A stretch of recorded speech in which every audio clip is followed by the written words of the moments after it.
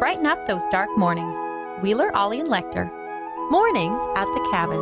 Mornings at the Cabin, Wheeler, and no Lecter just yet. As always, he steps in usually about 5 minutes after we get started. But I'm here. It's his way. Oh, hey, Ollie.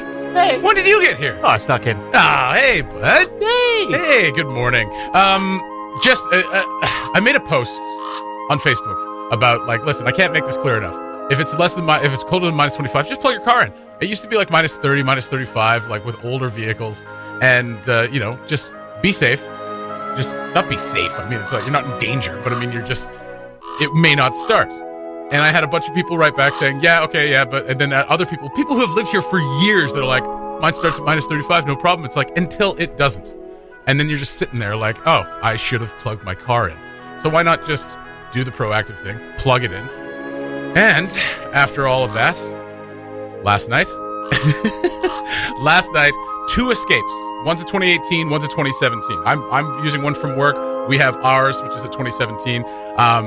Phoenix pulled up about an hour after me. They were both sitting out there all night. She forgot to plug hers in, and I didn't plug mine in because I forgot. So sometimes people forget. I get it. Got up this morning, went into the 2018. It didn't start. Right? 2017 starts right up. And that's not about whether which year was built better. It's just that's how it goes. Sometimes it's going to start, and sometimes it won't. So just plug it in. That's all. Good. I'm done. Okay, good. Welcome everybody to vehicle-related therapy. That's right.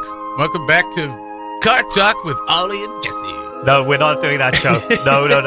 I told you. We're talking about all the kooky, crazy problems we're having with our cars. Mornings at the Cabin, the podcast. Wheeler, Lecter, and Ollie here with you. We're all here.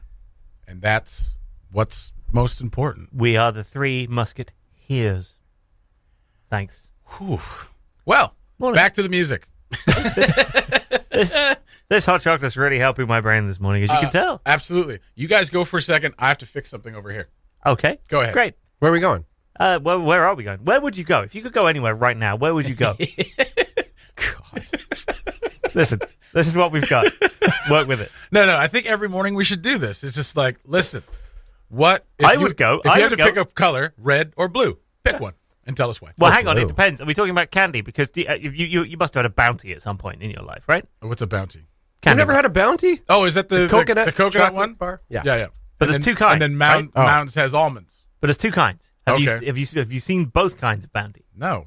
So there's a red and blue bounties. Oh, and then there's the detergent. Blue ones are the milk chocolate ones. Yeah. And red ones are the dark chocolate ones. And the red ones are really tricky to track down. Okay. But they do exist. And a big thing, particularly where I'm from, is red or blue bounties. It's a very early indicator of compatibility. Communist leanings. The UK or, doesn't have leanings. The UK doesn't have Tinder. We just bring candy bars. And if you can see a blue bounty or a red bounty, then it's an indicator, and then you sort of know where you're going. I was going to guess gang affiliation. Yeah, me too. Yeah. You popping up red or you popping up blue? Well, That's again, right. Which set are you claiming? Crips or Bloods bounty? That's right. Nobody in the UK is really allowed to have weapons, so the best we can do is try and steal each other's candy. Fair so enough. everyone is, they come in like little packs of 2. Yeah. The point of that is that you should leave it out of your pocket so that someone can at least reach the first one. See, and the second one is the anchor. Yeah. And then the idea is that if someone takes it, then your gang loses points. This sounds a lot like the bandanas you might keep in your back pocket. Like different color bandanas signify different things, right? Like I'm a this, I'm a that. I like this, I like that. I like bounty, I like coconut, I like dark chocolate, I like white chocolate. Yeah, pretty much. Yeah. So that's what you're talking about? Yeah, exactly that. Do people get in fights over it, or is it pretty... Well, Yeah, I mean, pretty fights- chill. It's Britain. People get in fights. People get in fights, but when we say fight, what we mean is you everyone has a game board, and you open the game board up, and everyone has to bring a 20-sided die. Yeah. And then you sit down, and whoever rolls the highest gets to go first. Yeah. And it's verbal only. Right. So you insult them, and then if they're not crying, then you roll again. And then it's their go, right? Until somebody wins, and then they eat your candy. A game of wits. Yeah, and candy. And sweets. It's Britain. I think you're issued a 20-sided die when you're born. Are you? Yeah, in Britain. Okay, that's just how it goes. Everyone die when you're born. Headline. I just think, well, I mean, like Lord of the Rings is just like a history of Britain. Like things are exaggerated, but I mean, like in Britain, there are dwarf clans. elven clans. Orcs everywhere. Everywhere. There's no way to refer to the Scottish. Adrian Carr, Ollie Williams' opinion in no way reflects that of Cabin Radio. It's management's, or wait, Ollie Williams is management. Oh. We'll have to work on that. That's right. Yeah. The British are coming, and they're bringing their snide insults. Mornings at the Cabin, the podcast where we cut out all the great music and you're left with the rest. Wood Buffalo hosting 2022 Arctic Winter Games. Broke the story on cabinradio.ca. Yes, we broke it.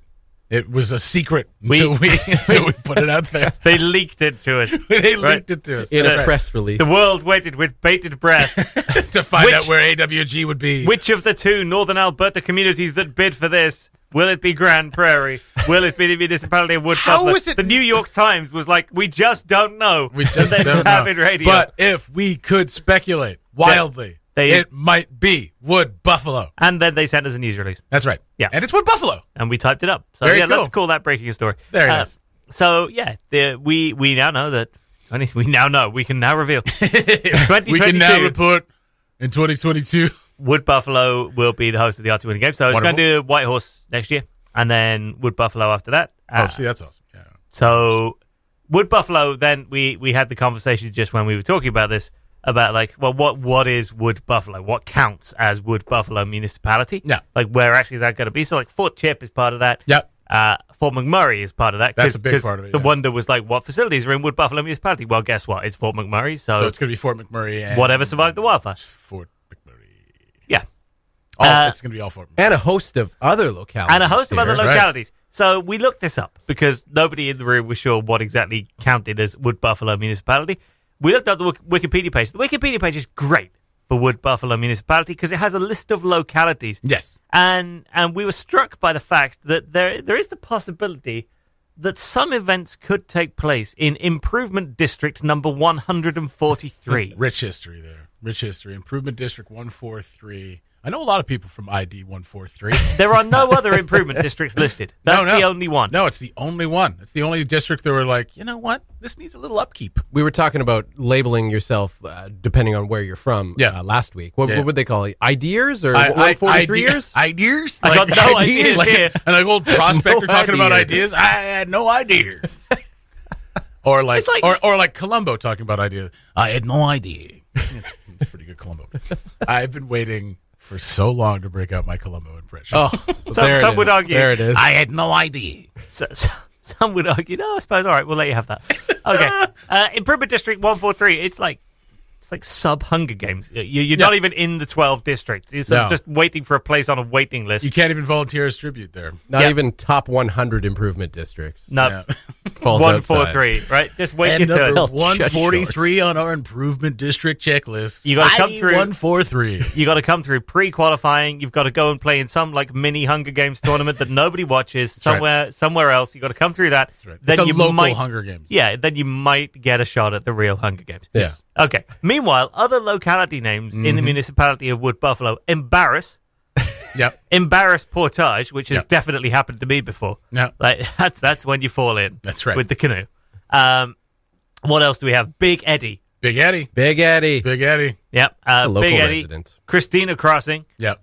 Le Goff. Yep. Kenosis, which Kenosis sounds like a disease. a little Old Fort, which is one vowel away. It's Old Fort. It's right next to New Fort. Yeah, and I'm really touched by the locality named Pingle. Pingle. Don't forget Egg Lake. Oh, I couldn't forget Egg Lake and Doghead. So pleasant. It is. There's no aroma in the air at all. It's just Egg Lake. Just lovely. I mean, I think most of it's going to be taking place in Fort Mac. They've got most of the facilities, but I mean, it's a beautiful part of the country. It's a beautiful part of northern Alberta and into the southern part of the VNWT. Congratulations to them. Yeah. To everybody in the Wood Buffalo region. Awesome. You're going to do a great job at hosting the games. And just quickly, we're obviously heading off to Canada Winter Games soon as well. We're only about a week away from, in fact, we are 1 week away from... Don't say we, you're going. We're staying here. I am a week away from getting to go to Red Deer. Which is on par with getting to go to Rio a couple years ago. And And hey, Red Deer's pretty awesome. About as much chance of gun violence. Probably falls just short of Improvement District 143. Yeah, I don't know. That's true. Yeah. Improvement District 140. They're really improving. Like, they might slide into 142 pretty soon. It's the worsening districts you want to avoid. Yeah. Worsening District 9. Worsening district. Deteriorating We went into district. this place and we made it worse. That's wow. That's Cabin Sports Radio on Monday. The flag bearer for Team NT is going to be on. Who is that?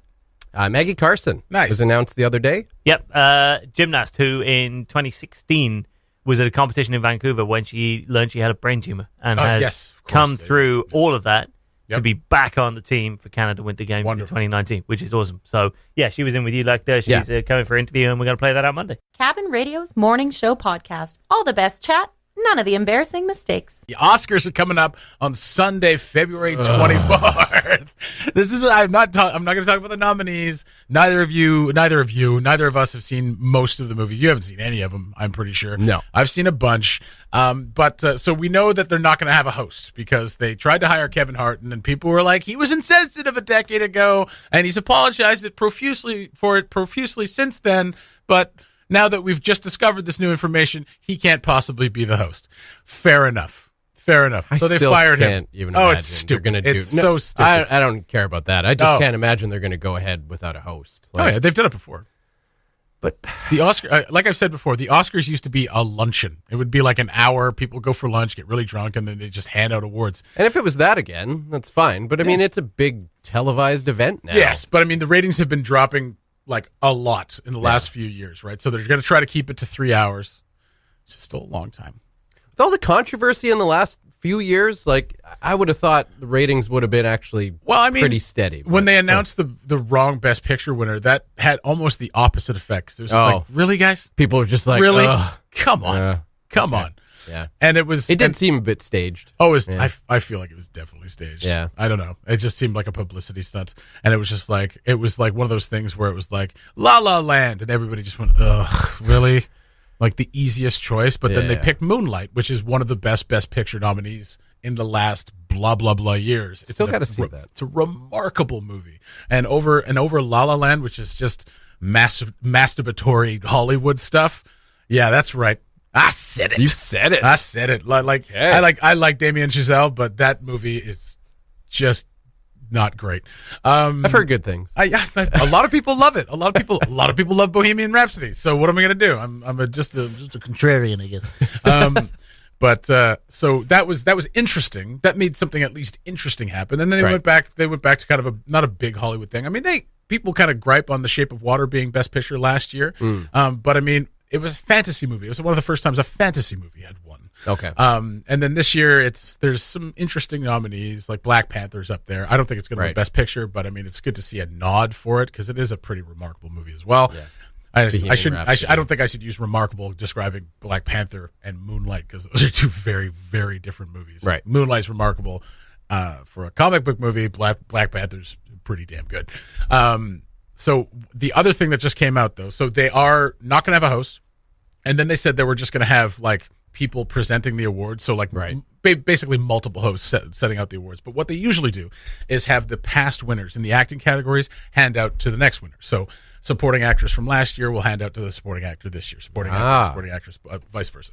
And then they said they weren't going to do that. Now they're saying this morning that they are going to do that. Oh. They're not going to have the host, but they're going to have, celebrities handing out the awards. But what came out yesterday is that they are going to hand out the less popular awards during commercial breaks. So they've been kind of doing this for a while. They've always kind of had the technical Oscars on a different day. Yeah. Right? And then in the recent past, they've added the Lifetime Achievement Award to that as well, which kind of sucks. Because, I mean, that's during, like, the luncheon, which takes place weeks before. And so the Lifetime Achievement Award doesn't get on national TV. I think it was because there were a few Lifetime Achievement Award winners who, I don't know, went out a little long, like 10-minute speeches, and it's like, all right. You can't just give them the hook because they could be, they could be a bit elderly. You don't want to fall and break a hip. Yeah, that's right. So they moved that. So now they're going the way of other award shows, like other award shows that you couldn't care less about, like the Grammy Awards, where it says like Best Vocal Jazz Album, that kind of thing. Right. And most people don't care about that. Yeah. And most people don't care about documentary short or animated short or whatever. So they're going to take some of those awards. They haven't said which awards they're going to do during the commercial breaks, but I imagine it's going to be those. Some of the technical awards probably, but also things like best documentary short, best animated short, things like that, that most people don't get to see. So for them, it's just like, I just want to see, Brad Pitt hand out an Oscar to, George Clooney or whatever. So what you're saying is they're taking an event that was starting to fail and people were starting to care less and less about. That's right. And they're scaling it back. That's right. And making it even less appealing. Well, I mean, less appealing. If you find not being able to see who won best documentary short less appealing, then yes. Although I will say this about that, because I haven't seen them. Obviously, you don't see a lot of the documentary shorts. Right. What I do like is people who, in those moments, those are the people that aren't like always there. You know what I mean? Like they're less jaded by the whole. A little bit, yeah. But like Gary situation. Oldman wins an Oscar, and you're like, yeah, Gary Oldman's been around for years. That's awesome, cool. But like, he's like a star actor. Yeah. He doesn't need an Oscar. Not really, to build no, his right? profile. So, but then there's a young kid fresh out of film school who makes this great animated short or documentary short, and they get to go up there and they are just like mind blown. Yeah. That's what I would love to watch. That's arguably the coolest thing about watching the Oscars is like, you're watching and a buddy of yours who has been just kind of working behind the scenes and he made a remarkable movie and I think that's probably the way they'll go. Not like Gary Oldman's friends are watching the Oscars. They don't care. They don't care. They don't want to see him up there. Oh, Gary again. Click. So maybe they don't go that way. Maybe they go the way of like sound editing or sound mix editing or whatever, and they put those in the commercial break. Because, I would actually that's pretty boring. The lesser-known people win the Oscars, because those are the ones that are genuinely excited. Yeah. It's not Gwyneth Paltrow winning for Shakespeare in Love and like fake crying all over everything. Right. I don't think she was fake crying, but it's one of those Oscar speeches. She seems like a crier. She's definitely crying. But it seems like one of those speeches that is it's parodied a lot, because she was like, oh my God, this is so much bigger than me. Or that, oh no, wait, that was Halle Berry. Never mind. Anyway, Oscars coming up. Well, we'll probably touch on it again after they're done. Do we have to? Yes. The Mornings at the Cabin podcast was recorded before a sort of live, thankfully not in the studio, audience. Sesame Street, a binding force in a lot of our childhoods, turned 50 today. 50 years of Sesame Street. 50 years young. So Still on. I'm wondering how, because remember years and years ago, Sesame Street became, the Canadian version became Sesame Park. No. You don't remember that? I do, but we're trying to forget that. I'm trying to forget that, because you know why they did that? No, I don't know. Because they were trying to move away from the urban setting. Ooh. Which is just... That's icky. Yeah. Yeah. I remember when they did it, and they were like, and that's literally the reasoning behind it was like, we're trying to move away from the urban setting. It's like, oh, God. Yeesh. That's insensitive and stupid. I did not know that. That's really unfortunate. It's not great. Yeah. It's not great. But I mean, a very progressive show, obviously try to teach kids, to respect each other and to read and count and all these things, but also having characters who are HIV positive, characters who are autistic, things like that, trying to get Who's HIV positive? One of the Muppets from South Africa, from Sesame Street, South Africa, had HIV. Really? Yeah. I can't remember the character's name off the top of my head right now. Wow. Yeah. Okay. I don't remember that either. That was recent. Oh, yeah. Within the last 10 years or so. Wow. Yeah. So tell us, did you watch Sesame Street growing up? Oh, of course. Yeah. Well, okay. What kid in Canada didn't watch Sesame Street growing up? Who was your favorite character? Favorite character on Sesame Street? Well, I mean, it's hard not to go with the Count. The Count is classic. Right. One. I always hated Elmo. Yeah. Yeah. Don't know about your feelings about Elmo. Elmo came out too late, right? If I was a kid, I'd probably love Elmo. Yeah. But no. And then the whole Tickle Me Elmo phase just was that was much. Good Lord. Yeah. Good Lord. And of course, Bert and Ernie. Bert and Ernie. Always a big Bert and Ernie. Bert and Ernie, our first exposure to platonic love mates. That's right. So here. Or maybe not platonic. Probably not platonic at all. Who knows? Yeah. Absolutely. That's their business. Two confirmed bachelors living in a one-bedroom apartment. South Africa, Sesame Street, which is called Takalani Sesame. The South African character named Kami or Cammy. is HIV positive. Huh. Okay. Yeah. There you go. Do you were you aware of the time when Katy Perry was the guest on Sesame Street? Was she the guest, or was that when she was wearing that really tight Elmo shirt on SNL? No, she was a guest. Okay.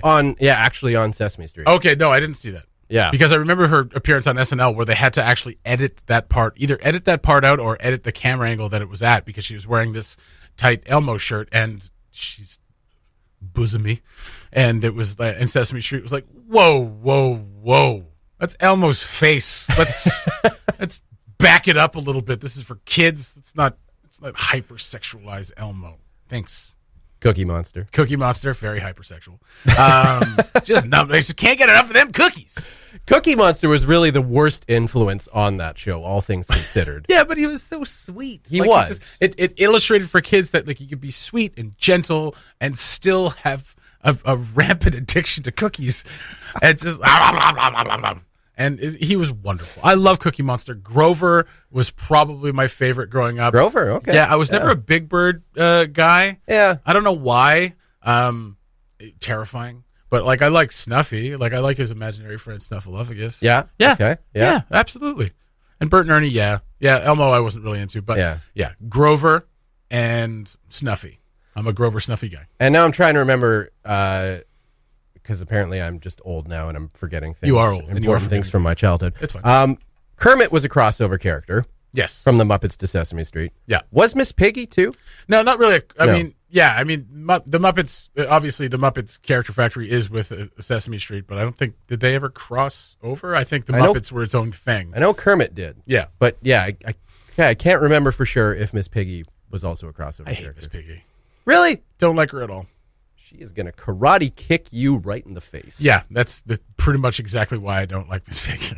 I guess no one likes being karate kicked. She's a serial abuser. She's got a short fuse. That's right, a very short fuse. Sesame Street turning 50 today. That's pretty awesome. Want the meat and potatoes of the morning show with none of the filler? You've got it with the Mornings at the Cabin podcast. That's a strange breakfast, though. Back once again. Is D-Lo or no D-Lo? It's back. And we still have one picture left from the summer shoot. We were gonna do a winter shoot over the weekend, but hey, it was minus 56. And our photographer broke her hand. Actually had to go through surgery, I think. I think they opened her up. Yeah. I think I don't think it was quite a hand. I think it was something happened to a tendon a few months ago. They replaced her hand. Transplant. She is Luke Skywalker. That's right. And now it's just a camera where her hand was. Wishing Samantha Stewart a fast recovery for that, because we need to take more photos. Yeah, like if that recovery could happen by Saturday, that'd be great. That'd be wonderful. So are we saying this is a repeat? No, it's not a repeat. It's the last one we have, though. Yes, is it the last one we have? We got quite a few, but I mean, it is also like fairly obvious that we may not have taken that recently. That's right. That's I don't know if you know this. It wasn't this way last week. So, but you know how this works? Can I just briefly say on that note of things that may not necessarily tally with the weather conditions that everybody know are outside? There was a brief glitch on the CBC News app yesterday, which meant that its top story for about an hour or so was Hay River residents report spring breakup. And I looked, I was like, I find that extraordinarily unlikely. That is very funny. If that river's breaking up right now, then all power to it. Oh, it reminds me of weather reports elsewhere. D-Lo or no D-Lo, you know how this works. Come to the Facebook page, look at the picture, tell us if it's D-Lo or no D-Lo, and there you're entered for a prize from Erasmus Apparel. It's a cool one. It's a really great good one. prize. It's a Team NWT hoodie. It's awesome. Yeah. You'll see it posted up on the Facebook there, Facebook page there. Team NT cheer gear. Yeah. Ahead of the Canada Winter Games.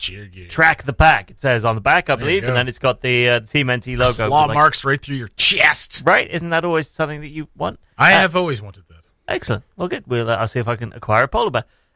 So you can enter D-Lo or no D-Lo. I should say we've changed the rules slightly. Oh. What? Excellent. I can see everybody read the post carefully. No. You have to share the post as well. Oh. That's going to make it confusing. Well, I've written it out really clearly. Yeah. But would it not be harder to track entries that way? Ollie?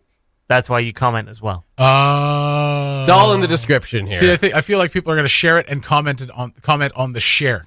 You see what I'm saying? Only if they're bad at following instructions.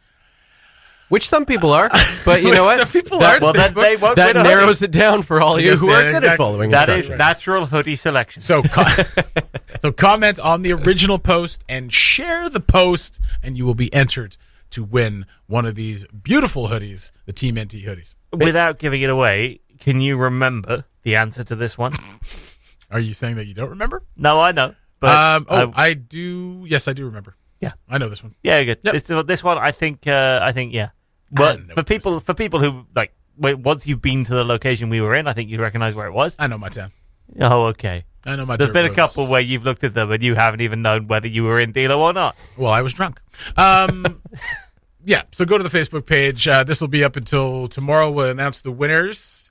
Right? Yeah, we'll do a draw on the show tomorrow morning. Yeah, tomorrow morning. Listen to it between 7 and 9 to find out if you won that sweater. Go to the Facebook page, comment, share, and tell us if it's dealer or no dealer. Very last thing, Erasmus Apparel is approaching its 10th anniversary. Wow. next year, Whoa. believe it or not. That's Very an nice. incredibly impressive achievement. Very nice. We're hopefully looking to team up with them throughout the year. Yes. And come up with some awesome giveaways and contests. So watch this space. We're going to hopefully do a bunch of cool stuff. Wow, that's awesome. We love pairing with Erasmus Apparel. EA all day. Go to the Facebook page. Enter now. Thanks for listening. Check out more from the show at cabinradio.ca.